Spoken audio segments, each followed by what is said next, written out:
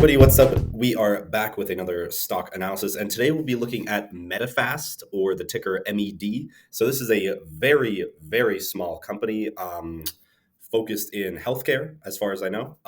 Know nothing about them, so we are going to get into it, look through their financials. Right off the bat, being a company this small is always concerning, so it will be an interesting one to look through the financials of. So if you are interested, make sure to subscribe and let's get into Medifast. So Medifast, health and wellness company.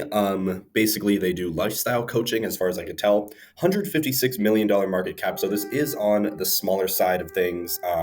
Looking into some other stuff, target price has it at $15.75 compared to the just under 14 we're seeing right now. If we look at their mini chart here, we could see this company used to be worth about right around 9 times more than it is now. Sorry, not 9 times. I meant like 30 times more than it is now. If my math is right there, which for some reason I feel like it's not. But anyway, topping out right around $300 a share. We're now at $14 a share, which is kind of rough. I couldn't tell you why it is like that, but looking into some things, I think some signs will be pointing towards that. So across the board, their growth summary here is aggressively negative, especially short term. And even the long term projections look really bad. Ignore that. But really just does not look great. So saying that, let's get into the financials and see what's going on.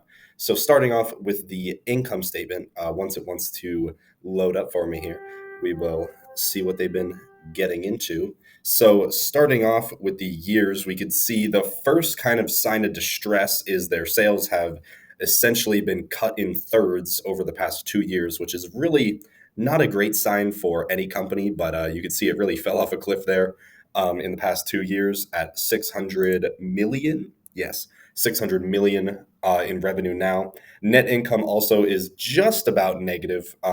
We'll most likely be seeing that go negative very soon. And I'm sure if we go into the fiscal quarters here, we will see it also at negative. And it looks like there was one quarter where it was, but every single other quarter they had essentially no profit compared to what they used to have either way. So really just looks like a very heavy and steady decline here. They are still net positive, which I guess is something, but overall does not look great. One thing you can say through this is that their basic shares have stayed the same as they are falling in revenue. And if we go over to the years, let's see how much that stands up here. So basic shares have actually been decreasing, which is very surprising.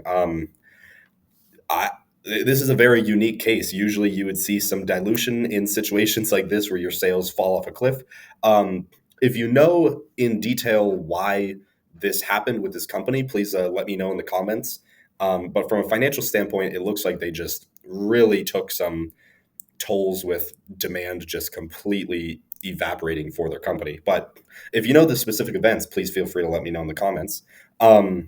Looking into the balance sheet now, assets are just about not really in a similar situation. The assets have stayed relatively stable, although we are about 100 million lower than we were at their all-time high with their assets. They are looking at an all-time high in cash, though, at the moment, and their debt situation is very minimal, which is fairly shocking. I can't really complain about very little debt. They're in a great debt situation. They're not diluting their shares. So overall, this has to just be an operational problem here where they're just not making nearly enough money, and whatever products they have are clearly not working the way they used to. Moving on to cash flows, let's see what's happening here as I take a sip of my coffee at 6 p.m. Looking into operational, so operational cash flow has also basically fallen off a cliff in the past 2 years. They topped out at 194 million, and now they're at 24 million, which is a number they have not seen in 8 years, just about, which that is terrible. Everything here does not look great. What I will say is they have been purchasing a little bit of investments, which doesn't really mean too much, honestly, in the grand scheme of things. But investing cash flows look okay. Financing cash flows look okay. You can see they have been reducing their total amount of shares, and they have also continued to do that as their net income and total revenue has really fallen off a cliff. So that is one thing you can say, is that they are still reducing their shares, but at the same time, it doesn't really matter at this point when it looks like their revenues projected to go negative within 2 or 3 years. In my opinion, no, it does not matter too much. Look at the ratios. There's really not much more of a story we can tell here other than just profitability is dying. Their gross margin is shockingly at their 5 year average, but um, does it really matter? I mean, they are holding consistent with their margins despite their revenue falling so much. Net margin, of course, is nearly nothing now. Same thing with operating margin, but at the bare minimum, you could say their gross margin has stayed consistent throughout the struggles they've been seeing recently. And also, debt to equity is essentially nothing. So there's another positive. But overall, does not look fantastic. And now let's head into the earnings and see what we could see about what's going on with this company. So we do have the most recent one. Let's look at the fourth quarter and full year financial results. So revenue of 119 million with revenue per coach of 4,300. Independent coaches of 2,700, net income of $800,000, which is rough. $800,000 off of 119 million. That is abhorrent, is a word that I used for the first time in a long time. Very bad. Earnings per share is very little. Cash equivalents, they do have a ton of cash, which is very surprising. And again, basically no debt. Full year, basically same story.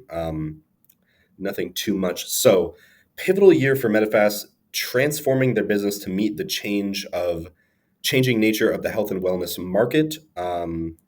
Revolutionized by the rising acceptance of GLP-1 medications. So our team has shown resilience and adaptability as we navigate market dynamics. I'm just trying to read through this as fast as I can. So habit-based approach to weight loss using GLP-1 medication. So it looks like they essentially were 2 years ago just weight loss coaches. Now it seems like they're pivoting more towards using GLP-1 medications and coaching people based off of those, which I guess is okay. Those are, from what I understand, those are medications like Ozempic and Wegovy that basically just help you lose weight. Fourth quarter results, going through everything, average revenue per active coach was 4,300 compared to 4,600 of last year, primarily driven by pressure on customer acquisition. So that's pretty bad. That metric alone would be enough to make it a pretty bad earnings report or a pretty bad year, but everything else combined with this makes it horrible. Um, Going through some other things, company expects first quarter 2025 revenue to be 100 to 120 million and first quarter EPS to range from a loss. So this is a massive range here. They're expecting either a 50-cent per share loss or breaking even. Um, I don't even know what to say for that. That is a massive loss compared to what they've been seeing. So that would be terrible. EPS range excludes any gains or losses from changes in market price of the company's LifeMD common stock investment. So it looks like they purchased, I'm assuming they purchased a share of another company called LifeMD, and that investment could affect that. Hopefully it affects it positively, but we'll have to see. And other than that, we do have the financials here, which I'm not going to go through. Um, but yeah, overall, I would say looks not great for the company. It looks like that's all we have here. We can do a comps analysis. Now, one thing with this company is because their EPS is now so low, their valuation is probably insane, which, yes, they are at a 75 compared to some of their competitors. The average is 30. Um, I feel like that's pretty self-explanatory to most people, but I will put it into the calculator just to really explain it. So looking at 30.11 and 26.47, let's put that in here. And 26 point, I think it was 47. So that gives them a valuation of $5 a share, or roughly a 61% downside. Um, compared to competitors. Now, again, in this space, I feel like many companies are very different. I don't really know anything about these other companies here, but just compared to those companies, they're very, very overvalued. And it's also projecting them to be at negative EPS for the next 2 years. So doesn't even give a number, which isn't great either. That's all I really have to say for the whole thing. Let's take a look at the chart just to really drive the point home that this seems like a bit of a sinking ship, I would say, even with the pivot that it seems like they're doing. You can see the enormous fall off that they have had, topping out right around $330 a share. Right now, they are at a point that they have not seen since the 90s. Well, I shouldn't say that. They have seen this price the last time was in 2009. So way better there, way better. But either way, I would say this is a very rough spot for the company. One thing I can say is that they seem to have a large cash position. They are clearly trying to adapt to current market um, trends, which could be positive for the future of the company. But overall, I would say that this earnings report was terrible. Lot of declines. That per coach revenue declining $300 per coach is massive. I think it was right around there.